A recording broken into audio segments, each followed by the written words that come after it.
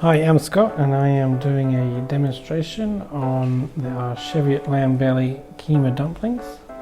That's with our Nepalese spiced mince, mushroom broth and saute Woodland Downs shiitake mushrooms.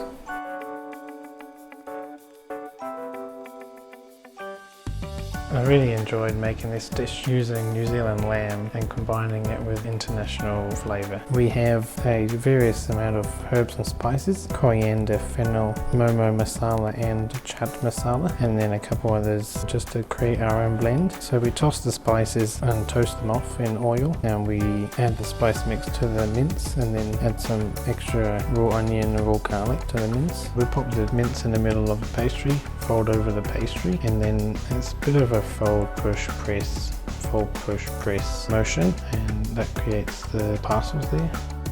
We're going to just pop those two dumplings in the steamer for about 4 to 5 minutes. We're going to saute off the shiitake mushrooms in some butter and a little touch of salt and pepper there.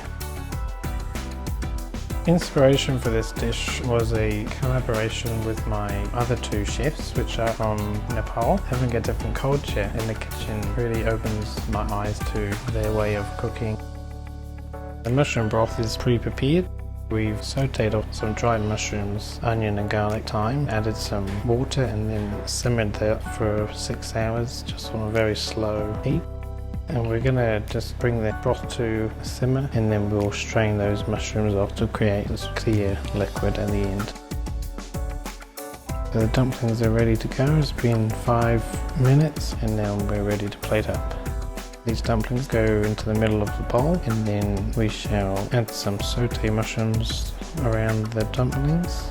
Then we'll pour the mushroom broth into the middle. We have some micro coriander grown locally, along with some micro bok choy.